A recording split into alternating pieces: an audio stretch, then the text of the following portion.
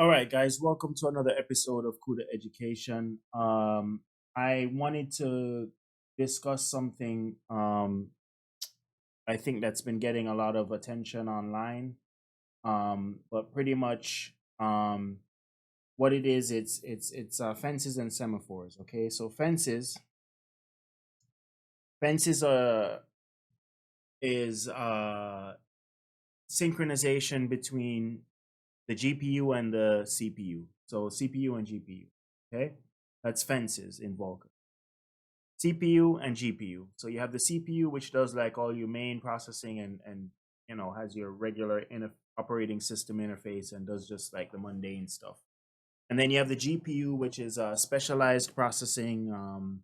It does things that are more things that are able to be computed in parallel. It's very fast. It's been making the wave in the world for the past 10-15 years. And then it's what in a lot of ways has enabled AI and generative learning and generative models and all this other stuff, right?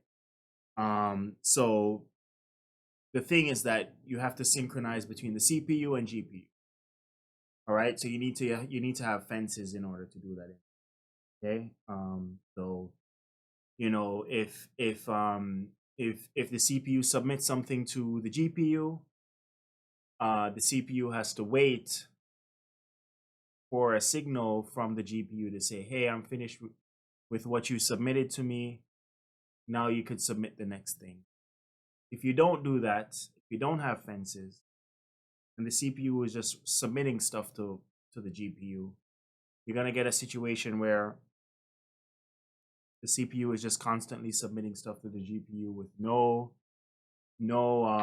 consideration for how long the process is taking on the GPU, no consideration for when tasks are done on the GPU. It just continuously keeps submitting stuff to the GPU. And you don't want that because, of course, um, you're you have to remember all these calls that you made to the GPU. And of course, the whole system in its entirety has to track that you're submitting all these calls and that the calls are completed and all this stuff, right? So we have what we call fences, and it's a very important thing. It's an extremely important thing in the modern day of computing. Synchronization, you're going to hear it over and over and over. So Vulkan has this concept of fences, which deals with CPU to GPU synchronization. All right. Now we have another thing called semaphores. Okay. Now semaphores is it's like the first cousin of fences. Semaphores deals with GPU to GPU um, synchronization. So if you have one process on the GPU, and then when that process is done, it gets submitted to another process in the GPU. Let's say process two. So you have process one and process two. But you can't re-engage process one until process two is done on the GPU, and you need to make sure that it's being done in the correct order. Then we get into the land of semaphores. Okay, semaphores is GPU to GPU synchronization. So it's coordinating, making sure that I don't do things out of sync. I wait till something is finished before I start the next thing. All of that stuff, everything, and as soon as you see semaphores, you know that you're talking GPU. The same GPU. Like it could be one GPU. I don't really know if necessarily how it works with multiple GPUs, but you have two processes that's running on a GPU on the same GPU, and you need to synchronize to make sure that they run in order, or that one doesn't start a process before the other one finishes, and all of that. In order for you to get that, you need to in order to get that synchronization, you need semaphore. Okay. So again, fences is CPU to GPU. Semaphores is GPU to GPU synchronization. All right. Um, in life, in business, in everything, processes and procedures, in logical logical logical considerations and everything, you need to have a thing called um order of operations, organization, process, and procedure. Okay, it's a very important concept in everything in life: process and procedure. You can't do the next thing before you do the first thing. um Maybe only after you finish the second thing, then you could restart and do the first thing again.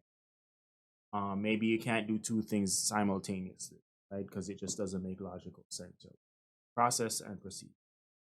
So this is what synchronization is all about. And I'm working through the triangle script, in the Vulkan API examples. I'm working through the triangle script to kind of show you exactly what's going on with fences and with semaphores. Now, the other thing about fences and semaphores, there's a slight difference. As far as I know, when I was investigating the matter, I don't know if the very latest software update to the API, or framework update to the API, I don't know if it has changed since I investigated it. But when I investigated it, all I knew is that you have more control, or not more, you have more information on the status of things when you're dealing with fences, as opposed to when you're dealing with semaphores. So you could kind of query the status of things. You could kind of know what state things are in, um when you're dealing with fences. I remember fences is CPU to GPU synchronization. Okay, so you kind of have more a better grasp programmatically of what's going on, and you could query things, and you could know things, and you could find out things, what stage things are in, and what flag, and all that. With semaphores, you kind of don't really, there's not much things that you could query. It's almost like you set rules on the GPU. You say, okay, GPU, we have these two processes. These are the rules of the world, and you sort of leave it alone, right? You run whatever queries or whatever submissions you have to do or whatever, and you basically leave the GPU to its own devices. You don't necessarily have as much knowledge and information on the exact state of things. All you know is that you said you can't do process 2 before process 1, and if process 2 is in flight, you can't re-engage process 1 until process 2 is finished being in flight. Okay, and that's it. You can't query it. You don't know what the status of it is. You don't know where it is right now. All you know is that when you have these two processes running and they're relating to each other, these are the rules, and that's it. Okay. Now, I don't know if the latest update has more features and options and things you could query and all that stuff. I don't know. I just know that at the time of me investigating it, I just knew that the querying, or the information gathering, or the analytics, if you will, of the synchronization with GPU with semaphore related stuff was significantly less than the information that you could query on a fence. Okay, so I mean, I guess I guess it kind of makes sense. I mean, you know, uh, the CPU is sort of what's more what's the word? You're getting more user engagement with the CPU, right? You're the one that's like submitting these calls from the CPU, and then the GPU is just this black box. It's just this other computation machine that's far off, and you know it just does stuff that you tell it to do, but you don't really know what's going on inside of the black box, right? That's kind of my how I look at it cognitively for semaphores. So that's what I know to be true at the time of my investigation. So remember I said I'm working through the triangle app And I'm trying to just boil it down to exactly what, you know, the pieces that deal with the semaphore and the fences. The triangle app, the triangle algorithm, usually is what scares most people because people are like, wow, it takes us over 1,000 lines of code, or almost 1,000 lines of code just to make a triangle. As I've always said, it gets easier from there. Once you kind of have the boilerplate stuff, Vulkan gets a little bit more approachable. So yeah, but uh, the so in another video, I'm gonna really dive into the code of the triangle app. That's gonna um show you exactly what's going on. Um, but I do want to have this discussion with you guys because you have to kind of if I just do everything in one video and just show you the code, it's gonna be too much. So I'd rather just have this discussion with you here, and then in the next video, I'll talk about them. So let's start with the fences first, okay? So with the fences, um, basically remember fences CPU to GPU synchronization, right? So with the fence, the simplest and most straightforward example is that you're making the CPU is making draw calls to the GPU a la Vulkan API to say, hey, draw this triangle, right? That's the most basic. CPU is saying, hey, draw this triangle, right? Or draw this piece of triangle or whatever, right? But draw this triangle. So you're gonna have to basically make sure that the CPU, I mean, and of course the GPU, the two of them, they're keeping track of these calls, right? So, if the draw call takes 30 seconds, the CPU knows that, okay, I've submitted this draw call. The GPU the GPU hasn't responded back to me saying that the draw call is finished. So I'm not going to submit another draw call. Okay? So I submit a draw call, maybe it takes 30 seconds for the draw to be done via the GPU. And then when the draw is done, when the triangle is created or what have you, the GPU comes back to the CPU and say, "Hey, I'm done. Do you have anything else that needs to be?" Right? So that's the role of the fences. Okay, that's the role of the fence in the triangle application, and that's pretty much it for the fence. It's just wait. We're gonna submit this to the GPU. Wait until it's done before you submit something. If you don't have the fence, right? If you don't have the fence, what happens is that the CPU just keeps submitting these draw calls. And if the CPU is running at 100 miles an hour and the GPU is only running at 5 miles an hour, guess what? You're gonna have a whole lot of draw calls, right? Um, because what's gonna happen is that the GPU can't keep up with the CPU draw calls, for example. I mean, obviously, if with a triangle, it's simple, but if it was like something way more complex and resource intense, it's gonna be a problem, right? That's number one. Number two, you're eating up RAM, right? So remember now the system, whether it's CPU, GPU, the system has to remember that all these draw calls were submitted, okay? And of course, the GPU has a whole ton of work it has to do, and then whatever system resources it's taking up for each one of those draw calls, it has to take up those resources. So if you don't have a lid on this thing, you basically could crash your system. That's the basic way I look at it. That you're gonna eat out your RAM. You're gonna be doing a bunch of unnecessary tasks because, like, let's say the GPU, in a more complex application is submitting these draw calls on different threads or whatever. GPU is fine. Whatever it is, whatever the process is on the GPU.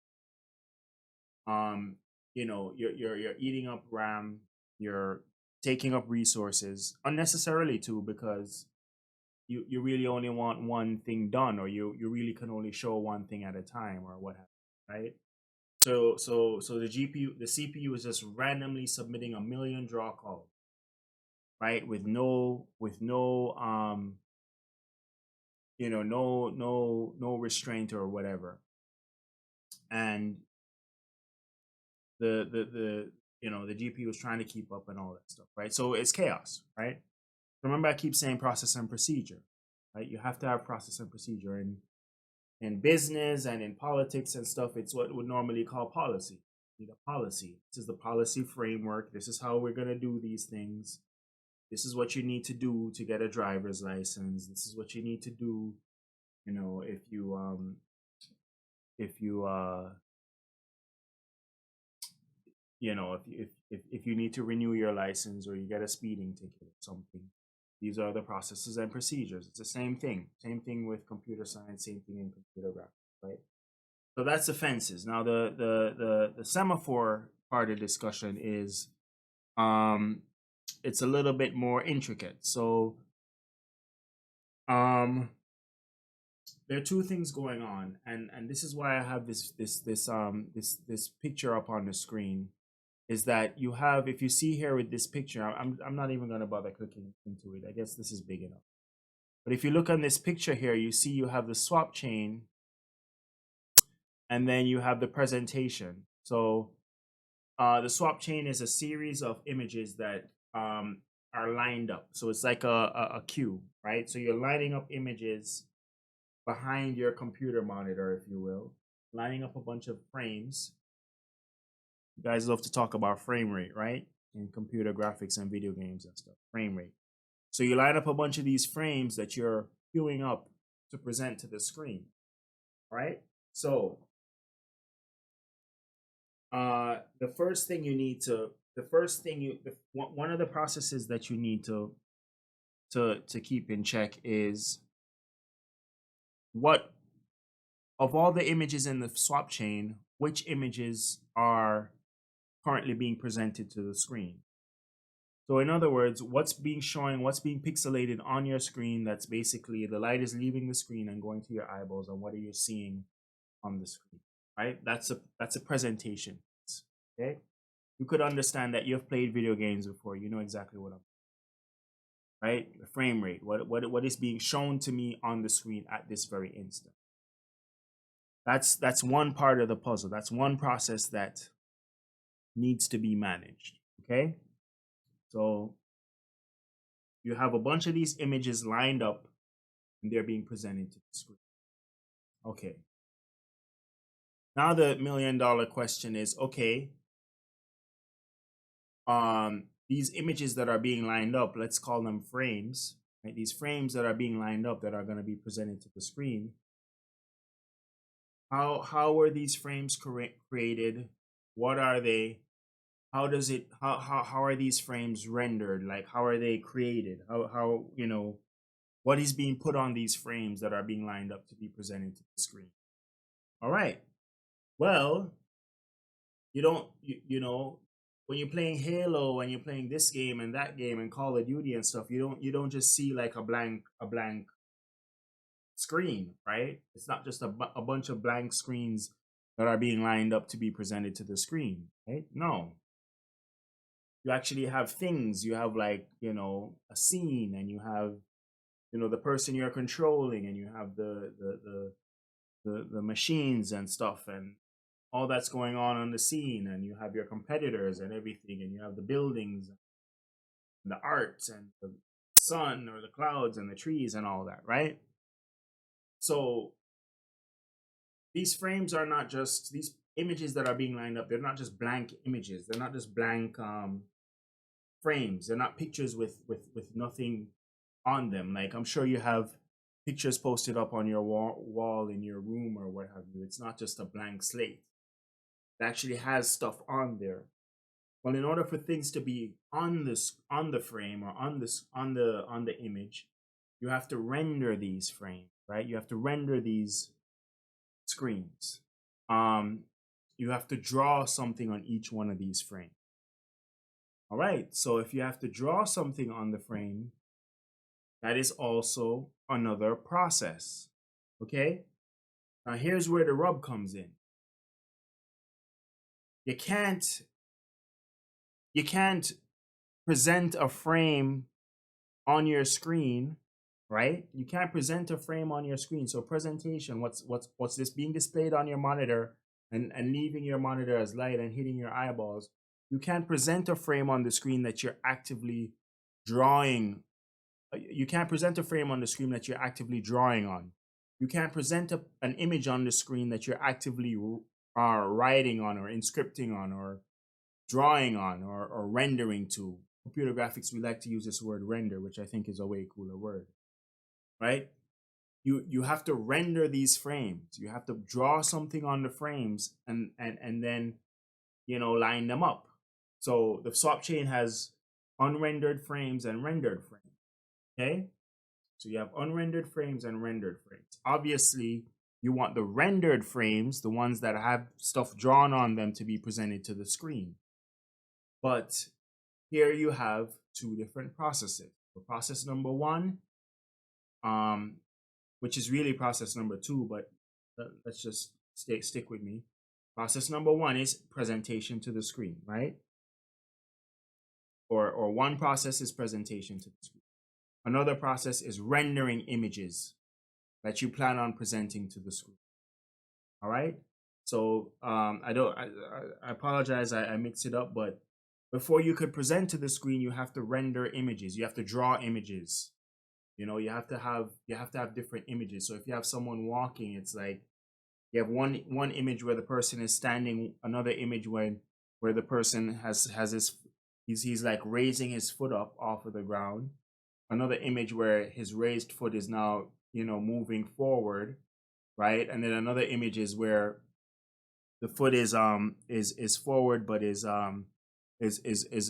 approaching the ground. Another image where the foot is on the ground. Another image where he raises his other leg, and so forth and so forth. Right? These are all frames, but they have to be drawn. So those two processes, the presentation to the screen and the drawing of the frames, has to be in sync. This is where this word synchronization comes. Has to be in sync. All right, so if you could look at the image here, you'll see that we have the swap chain. The swap chain is the lineup of the frames, and the presentation is what's being shown on the screen. So the way how we make these two processes in sync is we use semaphores. All right. So a semaphore, there's two processes. The first process A, is rendering images on the swap chain, or rendering images on these frames, right? And submitting it to the swap chain, right? So that's one process, rendering images. The next process is presenting to the screen. And your only constraint is saying, hey, GPU, you're rendering to the screen. If you're rendering images, if you're drawing images, you can't present that frame to the, if you're drawing on a frame, you can't present that frame to the screen, right? And the next second rule is that if you're presenting something on the screen, presentation, if you're presenting something on the screen, you can't be drawing on it. Okay? So it's two processes, right? And one can't be done while the other one is happening. And that's it. That's all you tell Vulkan, and that's all you tell your GPU. You have no control over the state or whatever. You just say, hey, I have these two processes. I want you to do them, but just make sure that if the frame is being drawn on, it can't be presented on the screen. If the frame is being presented on the screen, you can't be drawing on it at the same time. And yeah, and that's synchronization for you, right? It's all done internally on the GPU. You kind of don't really have as much control. As I said, you just kind of set the markers of the road and you leave it to its own devices. I mean, obviously you press the play button or you press the start button and then it does its thing, but you really don't have as much control. And that's all synchronization is. So Yeah, this image here shows the swap chain and the presentation. It's one of my videos. Vulkan API discussion, swap chain, render pass, command buffer, semaphores, image views, and I'll link it in the links below. And then the other one is Vulkan API discussion, synchronization, fences, and semaphores, and that shows you the CPU to GPU relationship. A picture where basically the CPU, we have draw calls being submitted to the GPU. Right? These are two of my videos. They're some of the most popular videos of mine. And yeah, it basically goes through um synchronization. So I'm gonna try and plow through the triangle algorithm and get some get some real world code going for it. I have played around with it and worked with it a little bit. It's again another one of those algorithms where, like, even if you try to disable the synchronization, or just take out the whole synchronization thing, the algorithm generally still works. I mean, Vulkan is forgiving in some respects, and this is, in this particular application, it is forgiving, because I've tried to, like, comment out some of the fences and the semaphores and stuff, and the application still runs. So I was hoping there would be like a hard line in the sand where, if it wasn't synchronized, the API would just stop. But I guess they baked in some level of forgiveness and common sense or what have you into it, so that the application would still run. But of course, you're just doing a triangle. I mean, I'm sure if the application was more intense and resource intense and stuff, it wouldn't be so simple. So again, just to review, fences that we're going to use in the triangle is to basically submit draw calls from the CPU to the GPU. And then the semaphores, which is GPU to GPU synchronization, we're gonna manage one process is rendering images on the swap chain, or rendering images on a frame, and then presentation of those frames on the screen. The two things can't happen at the same time. You don't want to be presenting a frame to the screen that you're actively drawing, right? And you don't want to be right, and you don't want to try and take an image that's being presented to the screen, or a frame that's being presented to the screen, and try and draw on it while, yeah, you get the idea, right? Like, the two one has to happen before the other, and the two can't happen together, and blah blah blah.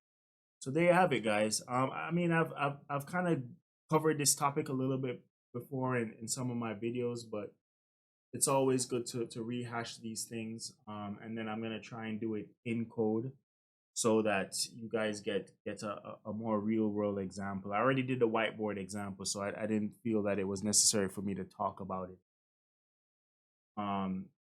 necessarily, like, on the whiteboard or what have you. But I wanted to preface the next video with this discussion, because I don't want to overwhelm you guys. It's a long one, I know. But I think sleep on it tonight, kind of just reflect on what I said, and then, in a little while, after you've reflected on what I said, we're gonna dive into the code that I have presented. I mean, that was created, and we're gonna see it in the real world. How how all the Vulkan functions are being used, and how we create a fence, and how we create a semaphore, and how we make sure the rules between the two are enforced, and all that stuff. Right? I'm not gonna go through the full triangle script. I think that's too much to do necessarily in one video or anything like that. Even in a series of videos, I think we've covered most pieces of that script in one way or the other before. And then, of course, with the tutorials that I have. So listen, guys, if you want to join in on the fun, if you're serious about learning computer graphics, definitely, you need to check out tutorial number 1 and tutorial number 13. Tutorial number 1 is dealing with installing the Vulkan API on your Windows-based machine with a Vulkan-capable GPU. Windows-based machine, the computer runs Windows, and you have a GPU that could run Vulkan. So trying to figure out what kind of GPU you have on your system and see if it can run Vulkan. Some of you have discrete GPUs where it's like an NVIDIA or AMD or whatever that's like its own monster. And then other ones of you might have an integrated GPU where it's kind of like just the default kind of GPU that comes with Intel or what have you. And it's not like a discrete one, but you need to figure out if your if your GPU can run Vulkan. Most modern GPUs I figure can run Vulkan, but don't take my word for it. Look it up and find out if it can run Vulkan. So tutorial number 1 installs the Vulkan API on your system. Tutorial number 13 deals with installing a bunch of examples by Sasha Willems, who is contributor or is part of, the Kronos group is a consortium. It's like a bunch of technology companies that come together and to create technologies that are standard available to many systems and stuff. So anyway, so these examples were created to sort of demonstrate to the world what Vulkan can do and have people have real world code they could play with and sort of learn the Vulkan. So Vulkan is a very involved thing and what have you. I assume that you have no programming experience whatsoever, as you could even see with this video where I try to explain things in the most simplest way possible. So yeah, tutorial number 1 to get the Vulkan API installed on your machine. Tutorial number 13 to get the examples installed. And then once you have the examples installed, you could run the triangle script and a whole bunch of other examples on your machine. And you could basically get things going in terms of learning Vulkan, tinkering with the code, breaking stuff, changing stuff, seeing how it affects Vulkan and all that stuff. And then I have a whole bunch of examples. If you go to my channel, Cuda Education, a whole bunch of videos and stuff that talk about the Vulkan API. I'm definitely learning it myself, as is everyone, the world. So yeah, that's where we're at, guys. Little fun fact: I just recently today, because I know everyone at the Apple Store now is all gung ho about this Vision Pro stuff that Apple is coming out with. And then I was curious to see like what's the programming interface or what's the API that Apple is using to create this, and I kind of was hoping they would use Vulkan of some kind, right? They have their own proprietary API that they're using to create their API. I mean, to create the Vision Pro. So I was a little disappointed on that. But listen, either way, whether it's a success or not, and I'd love to hear your guys' thoughts. Like, do you think the Vision Pro is gonna do well? Do you think it's gonna be a flop? What do you think? But I do know in one respect or the other, I'm not too much personally. I'm not too much in. I don't necessarily think the goggles thing is gonna be.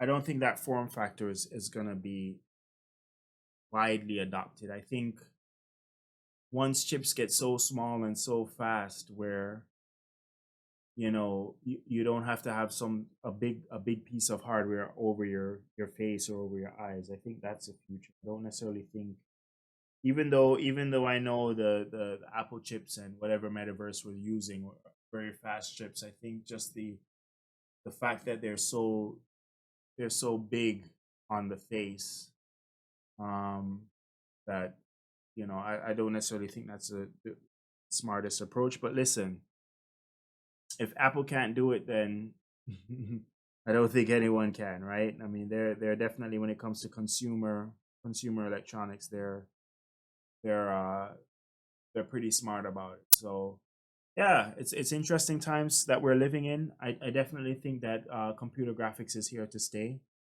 And like I always say, it doesn't hurt to learn something. It's good to play video games and all this stuff, but learn something, you know? And get a bunch of your friends, work through the videos that I have here. You know, get the Vulkan API installed in your machine and learn it together. And anything you learn in life, you could find use for it later on. So there you have it, guys. All right, I'm done. Thanks for watching. This is Cuda Education. Like, subscribe, share, comment, tell your friends about these videos.